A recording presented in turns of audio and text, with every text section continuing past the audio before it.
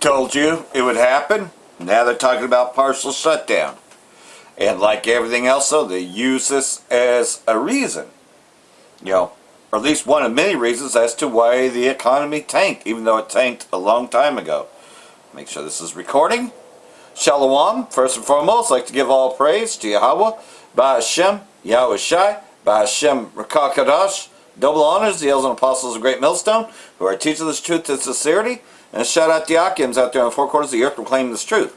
Barakah the Yahweh, Barakah the Yahweh Shai, Ba'Hashem, Rakah Kadash, Barakatam. So the month ends with the government shutdown in place, partial shutdown.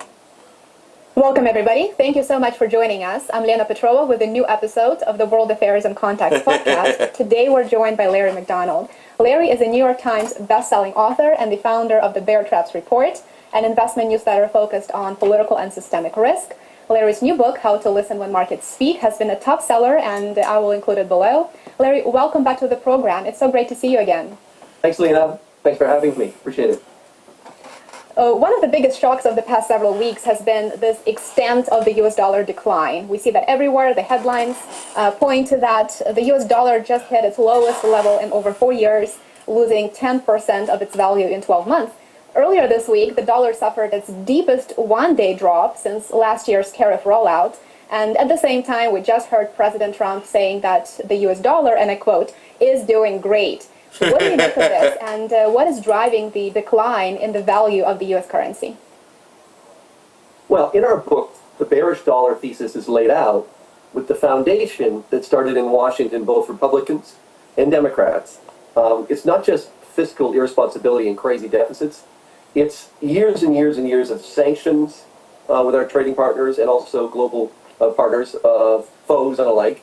And then property confiscation, which we talk about in the book. So these are old narratives, but they kicked off the dollar decline in 2022.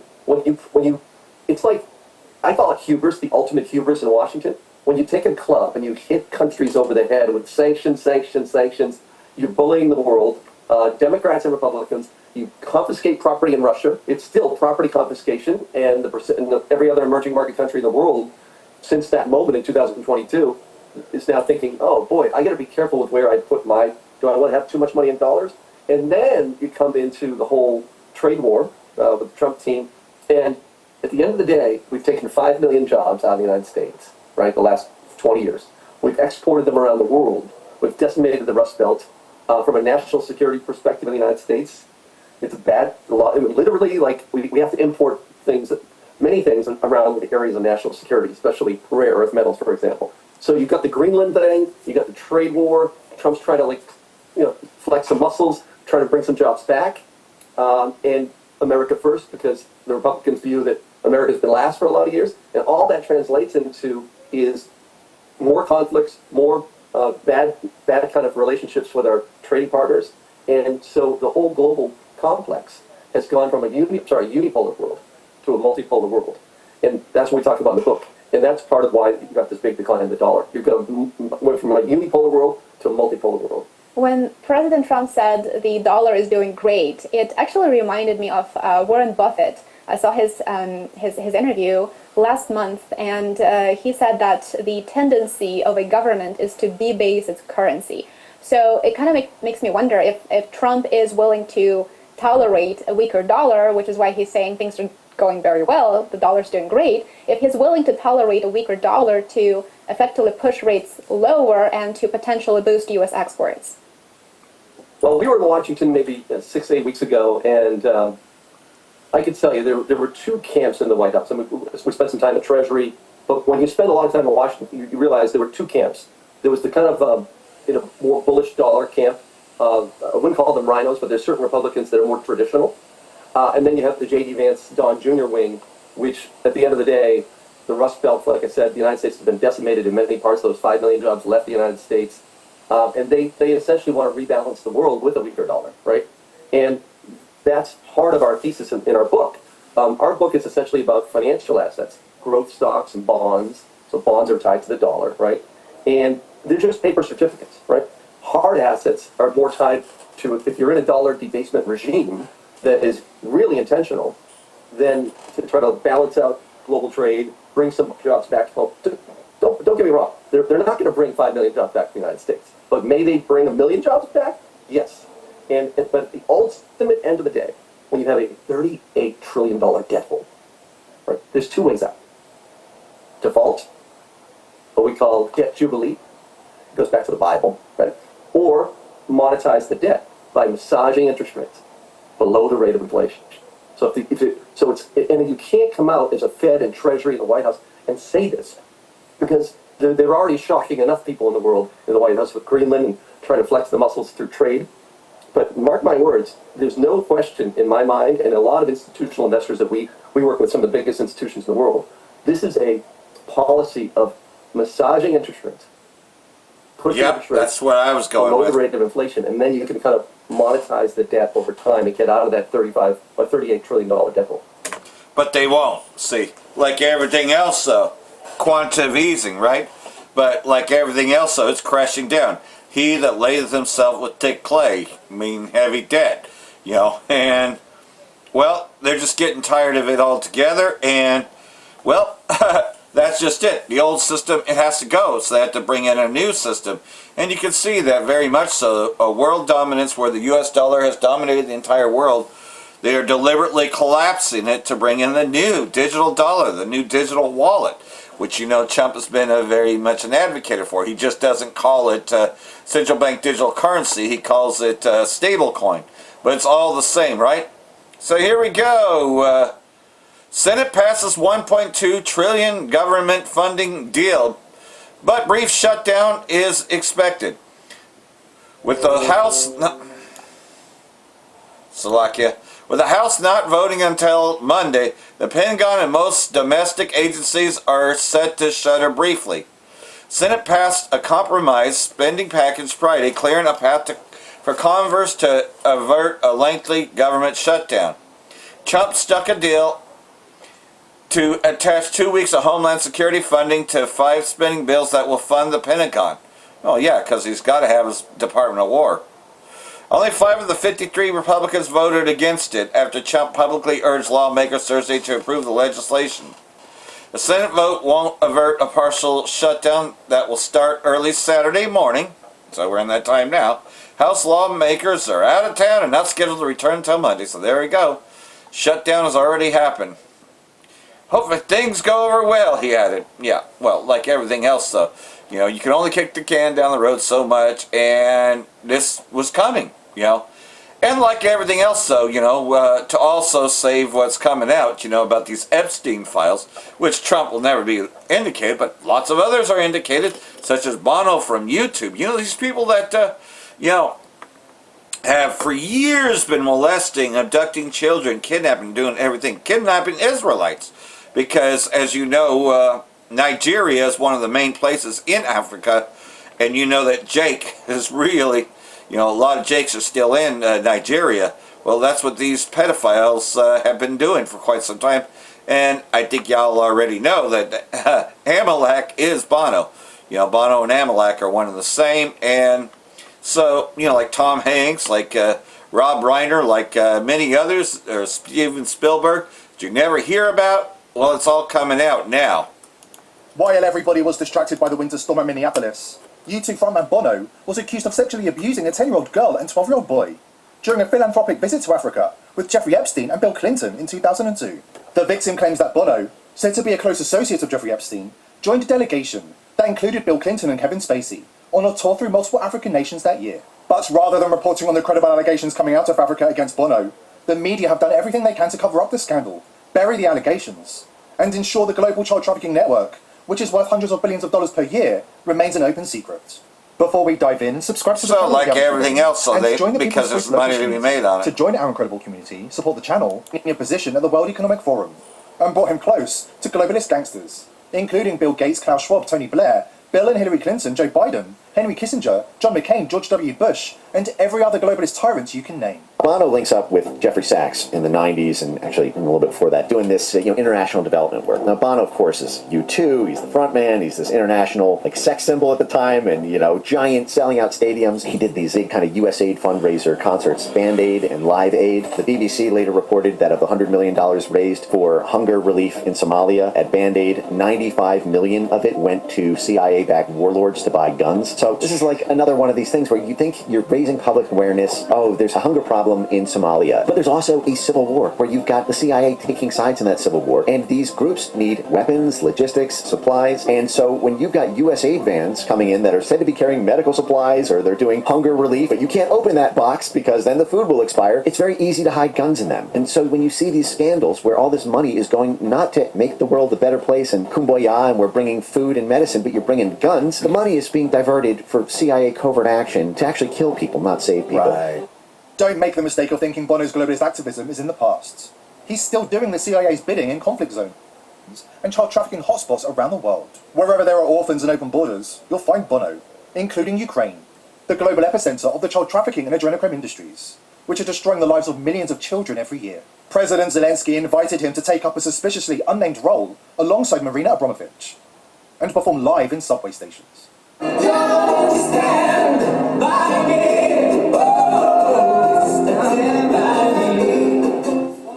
The U2 singer performed alongside his bandmate The Edge in an underground tube station in the capital. They were joined by a Ukrainian soldier during the gig. What do you think of the people who did this just finally?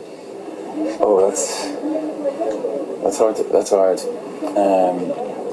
I think it's one man's war, really. See, like everything else, though, Esau is being sought out. And you're seeing him for the devil that he really is. People know what's going on, and I trust in the younger people in Russia to throw this man. Sunday, bloody Sunday, right? You thought this guy was, so And pro, if receiving a Presidential Medal of Freedom from Biden wasn't enough to convince you that the man has more skeletons in his closet than Grammys, then how about the fact that he was knighted by the Queen of England as an Irishman for helping the British Crown keep the Irish down? So Bono was formally knighted by the British Crown, and he met with the UK ambassador after he put down the Irish revolt against the British Crown. But I thought he was all for no more Ireland. No more war. It's like, you look at it now, he's got the Ukraine emoji in his bio, and the whole thing is war against Russia. But no war against the British Crown. I'm being knighted by the British Crown. I'm now Sir Bono because I helped put down that war. Bono is the perfect example of a globalist sellout. More concerned with raising money to fund the CIA cutout known as USAID, and the chaos and destabilization the globalists are committed to ushering in around the world. But that's the public image. Because when you listen to what an Epstein victim reveals about who was travelling together in 2002 and what happened in Nigeria, the story gets even darker. We have the full account after this important word from our sponsor. So you get the general idea. Esau's being exposed on every corner. Yeah, that every corner is us teaching, And like everything else, though, there's even more about these Epstein files because, again, it indicates a lot of people, and Esau's being sought out. Now, we don't need no Epstein files to tell us these things, But it's kind of interesting when you find out that all these people that you thought, oh, yeah, well, he's raising awareness about this. He's trying to do, benefits for AIDS, for AIDS awareness, all the shit that U2 put out, and, AIDS awareness, and, of course, the USA for Africa, Live Aid, etc. When you find out what's really behind it, and child trafficking being on the top of that list. These pedophiles are in power, and they control everything. Esau controls everything. And that's why we got to get out of this place, man. The Most High could not send Yahushua any sooner. And we pray that it's really soon. So even more exposure. Hey, Josh Sigurdsson of World Alternative Media here, and we now have breaking news of another 3 million Epstein files being released. Now, again, as always, Trump we need will not to be delve into indicated. this at the same time as having the understanding that what we're dealing with isn't necessarily going to blow up the global establishment, because there's a lot more to this than meets the eye. But nonetheless, I always love being able to report on some of this being disclosed, though we have to wonder who's actually releasing it and who's deciding on what will be released.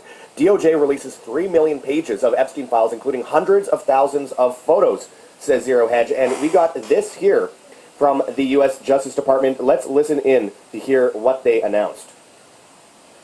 Today we are producing more than 3 million pages, including more than 2,000 videos and 180,000 images. In total, that means that the department produced approximately 3.5 million pages in compliance with the Act. Just a quick note about the videos and images. The 2,000 videos and 180,000 images are not all videos and images taken by Mr. Epstein or someone around him.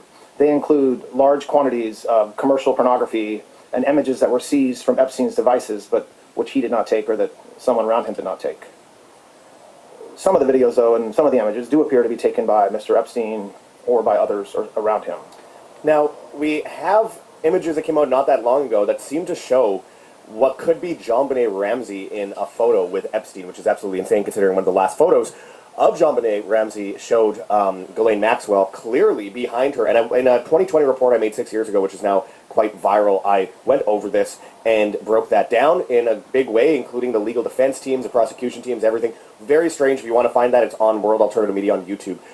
You can search our channel for our JonBenet Ramsey video. It has over 500,000 views. Anyway, so there is a lot coming out about this. I want to delve into this today because we have some breakdowns. We have tons of stuff involving Bill Gates and Elon Musk and Howard Lutnick and Trump and many others, which I think are incredibly important to comprehend, as well as the context in which this is all framed. But before we get into it, I urge people to check those links below. Check out WaveWatch 2.2, pre-order today, 1,250 frequencies. If you use code like WHAM, everything else, here it comes. Bell, and hit subscribe if you have not yet already.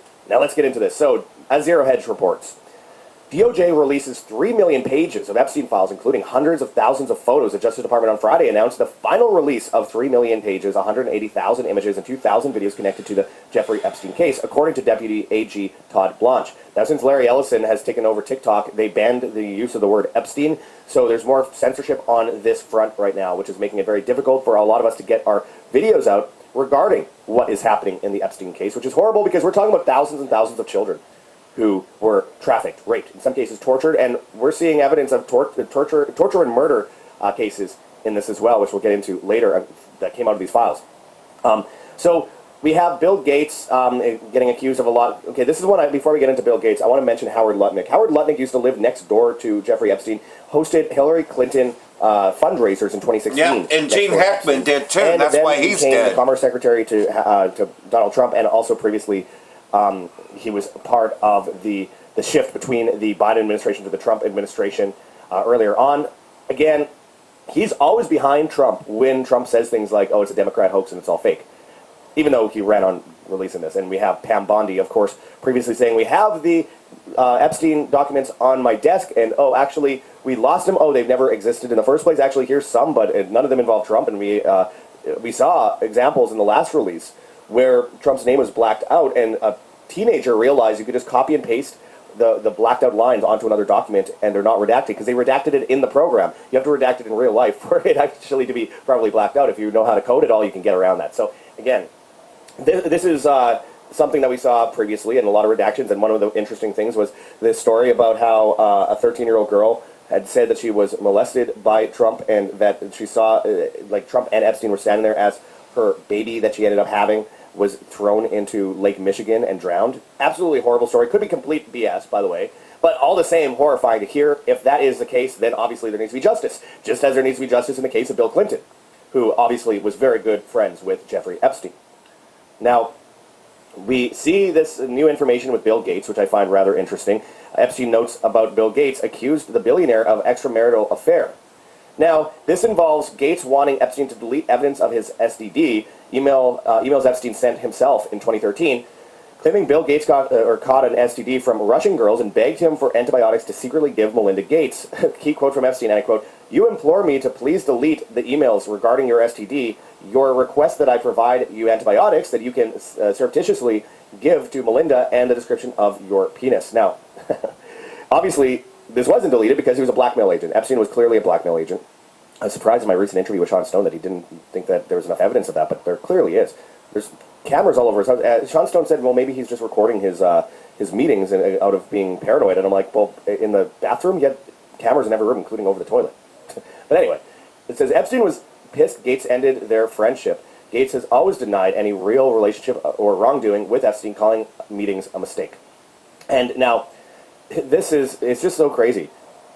This is from Robbie Starbuck. He posted some of the papers here. He says, wow, in the Epstein emails DOJ dropped, Jeffrey Epstein sent himself emails memorializing a fight he had with Bill Gates. In it, he says that Bill Gates got STDs from Russian hookers and then asked Jeffrey for antibiotics. That Bill could secretly give to Melinda without her noticing, and you can see the documents here.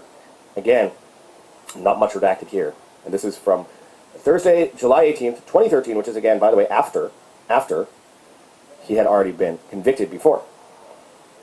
So, interesting stuff. Now, because there's 3 new updates, I'm going to update this New York Times article. I know, New York Times is garbage, but let's see what comes out of this. Okay, I'm seeing this at the same time as you. Ghislaine Maxwell appeared to receive a chummy missive in 2002 from a Melania. Interesting. And, of course, it's the email addresses for sender and recipient on the note, dated October 23rd, 2002, are both redacted. The message begins, Dear G, and the sender writes a nice story about J.E., obviously Jeffrey Epstein, in New York Mag. You look great on the picture. Okay. The FBI compiled summary of accusations mentioning President Trump. So it's interesting to see that documented, and something that we will get into later on in the video, because there is quite a bit to this than what people are realizing here. Again, people always say, oh, it's only Democrats or it's only Republicans. It's like, it's all sides of politics, because, and at the end of the day, as I've said many times before, and you got if you care more who wants to put a chip in everybody, right? Points when it comes to child traffickers than the justice of the kids, then you don't care about the kids. New Epstein files show that Elon Musk was in communication through email with Jeffrey Epstein in 2013 after Epstein was a convicted pedophile. Elon Musk says, is there a good time to visit? Epstein said, I will send a heli for you. Helicopter, of course. Musk stated in the exchange that he would be in the British Virgin Islands area over the holidays. The British Virgin Islands are about 15 miles from Jeffrey Epstein's pedophile island, Little St. James Island. Musk has previously claimed that he and Epstein have never interacted. Strange. But they all lie. They all lie. I mean, this is a technocrat who wants to put chips in your brain attached to a Pentagon-funded mesh network. Yep. There's no way he does any of the work that he claims he does. He's apparently the richest man in the world, and there's no evidence that he is actually pushing all these companies, inventing all this stuff, simultaneously advising the president while playing video games 4 hours a day. In fact, he was already caught paying a guy to pretend to be him playing video games. I mean, what do people expect? He's working with the Pentagon with XAI right now, and with X Money with Visa. Huge Trojan horse. I can't believe how many people fell for Elon Musk. Anyway, this is coming out of the Epstein files. Very interesting. It's one of the 3 million released pages from the Epstein files as concerned citizen. It shows, where are you? Are you okay? I loved the torture video. See your response here. I'm in China. I will be in the U.S. second week of May. And again, this is from Donald Trump. April 25th of 2009, April 24th, respectively, for the previous email. And we're talking about torture videos. Now, it could just be some deranged stuff from a porn site. However, we just know that he compiled countless videos. The FBI found countless videos in his Manhattan townhouse, which then they conveniently lost.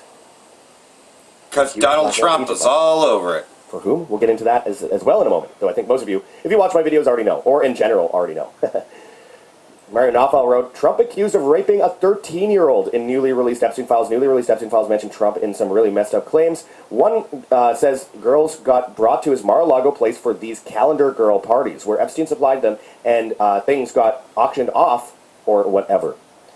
Another tip claims kids were abused, checked for tightness, oh my goodness, by touching them, and basically sold to rich guys. Horrifying.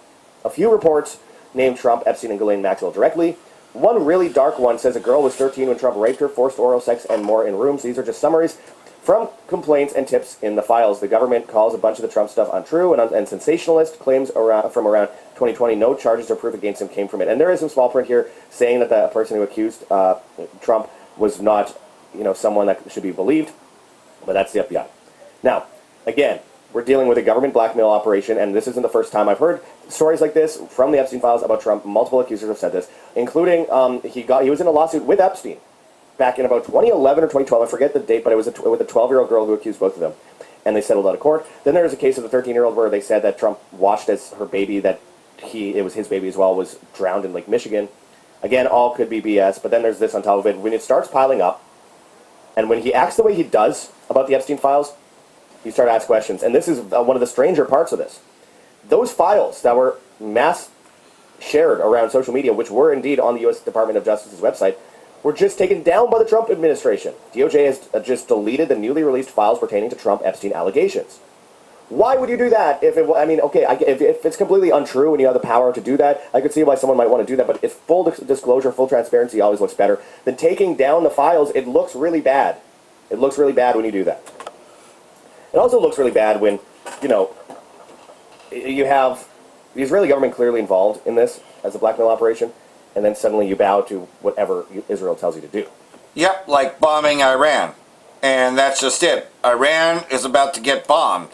But you still got this distraction going on, right? ISIS protesters, right? Anti-ISIS protesters staged nationwide rallies clashing with pigs amid national shutdown demonstrations. And like everything else, though, you know, this whole thing is a staged movement. Protesters staged rallies across the U.S. against ISIS, clashing with pigs and federal agents. In a coordinated national shutdown protest movement on Friday, demonstrators staged mass rallies calling for the abolition of ISIS. Massive crowds filled the downtown streets of Minneapolis and culminated in intense confrontations with pigs in downtown LA. Police and federal agents responded with fierce crowd control tactics, including tear gas, flash bang devices, and baton charges. So, like everything else, though, kind of like what you see in Demolition Man. But, hey, he's coming. Bruce Springsteen set to perform in Minneapolis at anti-ISIS national shutdown protests.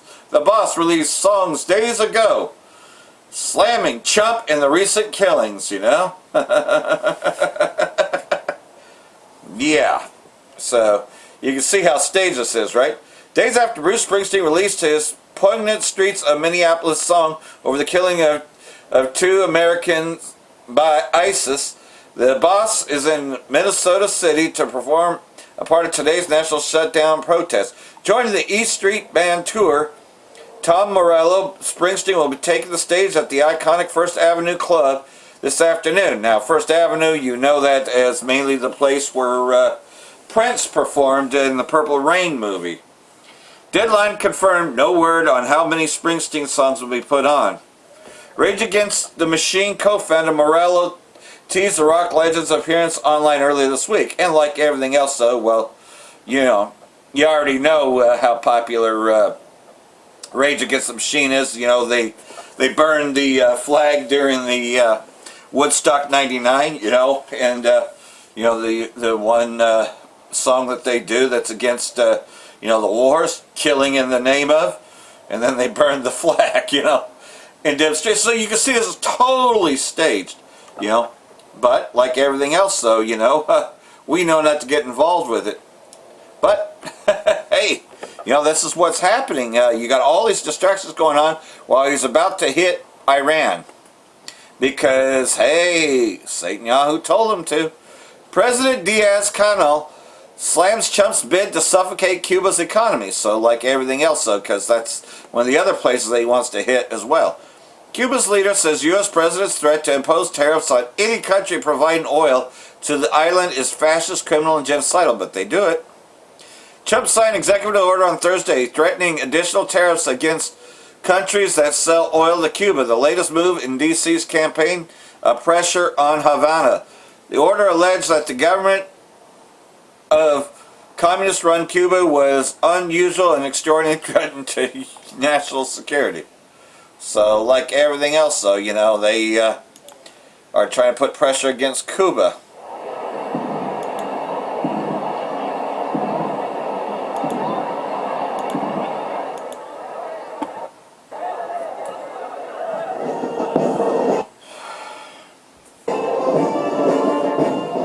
And Al Jazeera was recently banned from Zionist too. América Latina, con todo el proceso de Maduro, todo lo que quiere Trump con América Latina, que no puede ser, quiere que América Latina sea su patio trasero, y nosotros, esta marcha es un grito de nosotros los cubanos, del pueblo cubano, de la juventud cubana, hacia todas esas cosas que no pueden estar pasando. Looks like they're rallying in support of their government. No nos meten miedo, ni así. Cuba va a defender al pueblo del mundo, al pueblo de América. Well, not the first time the U.S. has messed with Cuba. They've been doing it for years. Israeli strikes kill scores of Palestinians in Gaza. Saturday's Israeli attacks against Gaza marked the highest death toll since ceasefire was introduced. Yeah, I can see how good of a ceasefire it is, right? Israeli state can do whatever they want. Hamas has to disassemble. Hospitals in Gaza said Israeli strikes on Saturday killed at least 30 Palestinians, including 6 children, marking one of the highest death tolls since agreement was reached to halt the fighting. Obviously, they don't honor any agreements, so I don't even know why they even mention it. Israeli planes carried out further strikes against eastern part of the Berjeh camp in central Gaza. The army issued expulsion orders for building and Khan Yunis, according to local officials. Well, you got the Greater Israel Project being set up, you know, Greater Gaza, etc. Make Israeli state great again, right? Fresh Israeli airstrikes hit southern Lebanon. Well, see, they weren't just busy in Gaza, were they? Nope, they hit Lebanon as well. Fresh Israeli air attacks targeted several locations in southern Lebanon Friday evening, hitting areas near Zerani and rural sites despite ceasefire. Yep. You know, so the ceasefire, you can consider them a joke. Israeli warplanes carried out intense strikes at around 1930 hours, including the valley between the towns of Zeta and Al-Nimra area, as well as between the towns of Aza and Kafra, NNA said. Heavy strikes caused electricity outlets in the areas of Tufa, Al-Misa, Al-Nusha, I can't say these names, Al-Dawada, and Al-Murra, the agency said. No casualties reported. Israeli army claims that it was targeting Hezbollah infrastructure sites in southern Lebanon. So, like everything else, though, we know that they continue to break treaties, break ceasefire agreements, but nobody really holds them accountable, right? Iran Army Chief warns U.S. and the Israeli state against attacks as forces are on high alert.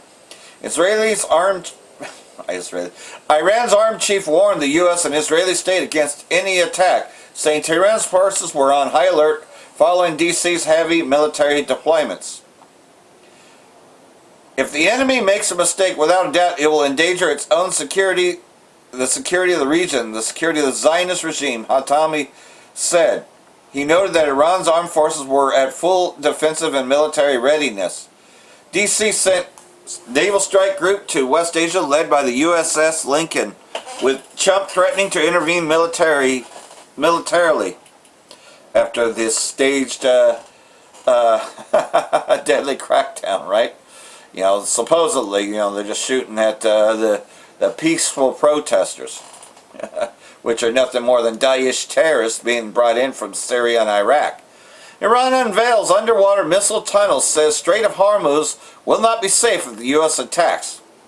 Foreign Minister Agashi fired back at Trump's new threats and said Iran's forces have their fingers on the trigger. Tehran has unveiled a network of underwater missile tunnels and has warned that the Strait of Hormuz will not be safe if the Islamic Republic is attacked by the U.S. So, here they are. اینجا بخشی از سامانه‌های موشکی نیروی دریایی سپاس. آشیانه امن موشک‌های کروز ضد ناوشکن ایران. جهنمی رو برای شناورهای دشمن ایجاد می‌کنن. ملقب به تیرهای غیب الهی.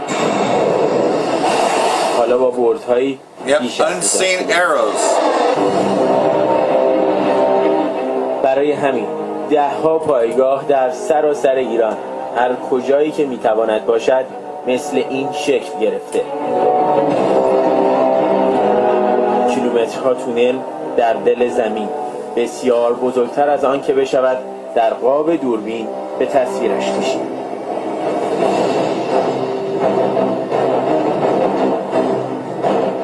فقط این پایگاه محل نگهداری صدها تیر موشک کروز دریایی از بردهای 100 تا بیش از 1000 صدها تیر غیر الهی در اعماق زمین آماده شلیک از دهلیزهای داخل همین پایگاه بدون نیاز به خروج از زیر زمین، غیب از چشم ماهواره‌های جاسوسی و رادارهای دشمن. اینها به جز قدرت هزاران موشک کروز دریایی ایران مستقر در روی زمین برای حمله همزمان به اهداف است. این موشک قدر 380 تایپ ال هست. یکی از این موشک‌ها حالا رونمایی می‌شود. ساخت نیروی دریایی سپاس بالای 1000 کیلومتر برد داره.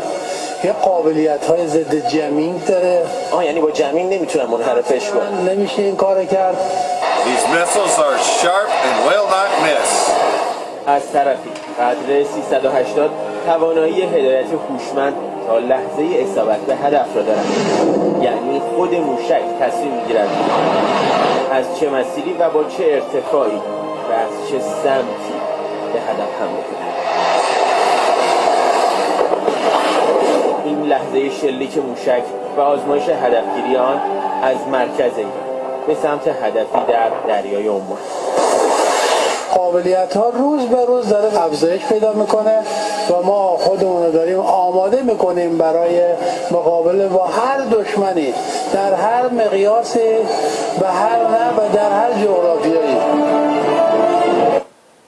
So there you have it though. They will fire back. Trump ain't the only one that can threaten, but like everything else though, he is touting up his threats. Trump's Armada issues warning to Tehran. It looks like Tehran can also warn.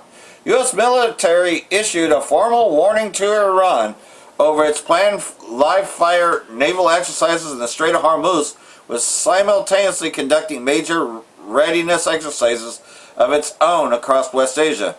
In a statement released on Friday, U.S. Central Command urged Iran's Revolutionary Guard Corps Navy to conduct its day drill beginning Sunday in a manner that is safe. So, like everything else, though, prepare for war. Wake up the mighty men. Let them come up. Let them come near. We're getting closer to that, but we're seeing these skirmishes before that actually happens, because the MOTB has to be mandated first. And you can see that that could come amongst all the chaos that they're creating, but they need the chaos to intensify, which eventually it will. Senior Israeli officials give Trump administration intelligence on targets in Iran. U.S. officials told the outlet that President Trump is still considering his attack against Iran. One official with knowledge of the meetings said Bidnor had brought intelligence that was requested by the president. Last year, Prime Minister Netanyahu pressed Trump to help the Israeli state take out the government of Iran. The president is reported to be considering a range of options to cause regime change in Iran, including high-level strikes and oil blockage. So, like everything else, though, it's getting ready to happen. You know, we'll see more skirmishes before the actual war. Explosions reported at building in Iran, Gulf City. Causes unknown. Another Mossad agents, Mossad agencies hidden within, just to, amp things up. The explosion occurred at an 8-story building in Bandar. Explosion took place on Saturday at a building in the Iranian city of Bandar Abbas on the Gulf Coast, killing 1 and injuring 14. Though the cause remains unknown. Images carried out by state TV showed the building's facade blown out, expressing parts of its interior with debris shattered around. So, like everything else, though, rumors circulate online that Islamic Revolutionary Guard Corps denied that any of the buildings belonging to its naval forces in the province had been hit. Separately, in southwestern Iran, a family of 4 was killed in a gas explosion that also took place on Saturday in the Kishah neighborhood of Avaz City near Iran's border with Iraq. 2 Israeli officials told Reuters that Israeli state was not involved. Well, that's the first thing that they always say. Oh, we had nothing to do with that. Just like they had nothing to do with the Beirut blast or any of the other terrorism, right? And like everything else, though, analyzing, is this a good idea to go through with an attack against Iran? Well, here's a top 7 list. Usually it's a top 10 list, but here are the top 7 reasons not to bomb Iran. By the time this piece publishes, the U.S. military might have already launched airstrikes against Iran. Indeed, planes could be launching while I write this. Nevertheless, here are the 7 reasons why our government should not intervene in West Asia. Number 1, it has never gone well. This is not a success story for the United States. There have been horrific bondages in Iraq and Afghanistan that drew us into the first Gulf War, such as, babies stabbed in incubators, remember that? And the Syrian Civil War, the disastrous collapse of Libya after Obama's airstrikes, the Arab Spring nonsense, and the intervention in Lebanon that led to 200 Marines getting killed. I could go on. Number 2, Iran is not a military threat against America. Even if Iran developed nuclear weapons, nothing changes. Iran cannot nuke America without getting obliterated in return. Therefore, there is no incentive to use nuclear weapons in an offensive fashion.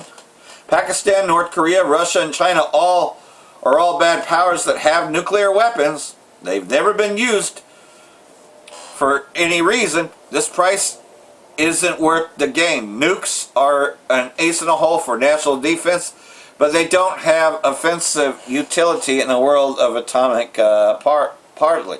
In other words, it would take a lot to do that. But it will eventually come. Everybody's going to fire their missiles upon Babylon. But it's because, they're getting tired of Babylon's shit, right?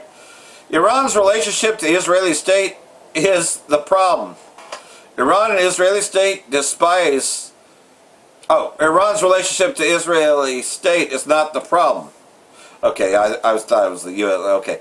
Israeli state is a big boy country. The Israelis can solve their own problems. There is no need for the American taxpayer to be involved. He's right about that.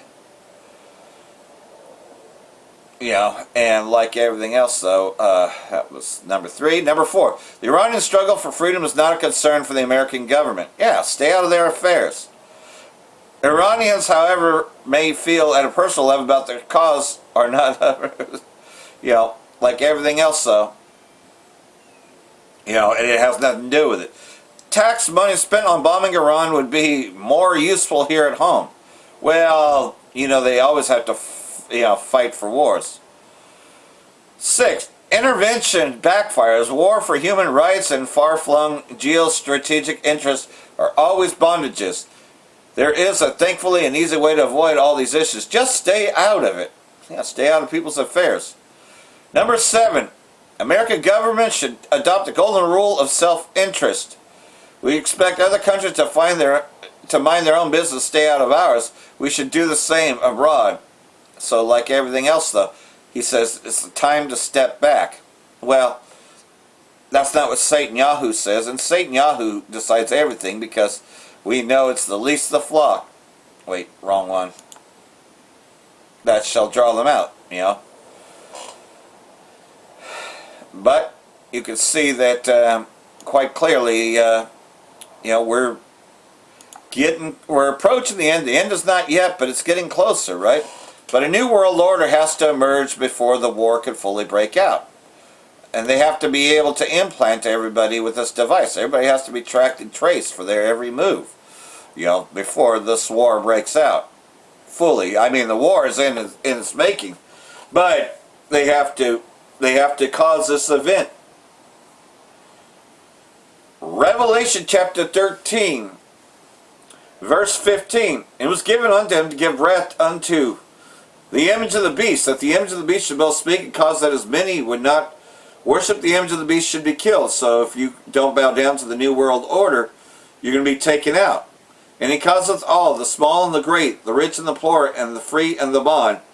They were be given a mark in their right hand, and in their forehead, that no man should be able to buy or sell, save he that hath the mark, even the name of the beast or the number of his name. And like everything else, though, that legislation will eventually come. You just got to wait patiently for it, because it will surely come. It will not tarry. And we all know the consequences of taking it. That you're going to be caught up in the Third World War that comes quickly, and shall be tormented in front of Yahushua and the angels when they come to return to gather the elect and to destroy this place as well. So hopefully all this has been edifying. Government shutdown is happening and chaos is everywhere. And it's all leading to this event that's going to take place. And hopefully this is the year. Then I would say, Barak of the Yahweh, Barak of the Yahushai, Ba'ashem Kakadash, Wa Abab Babal. Brakatum, Jehovah elect, Shalom.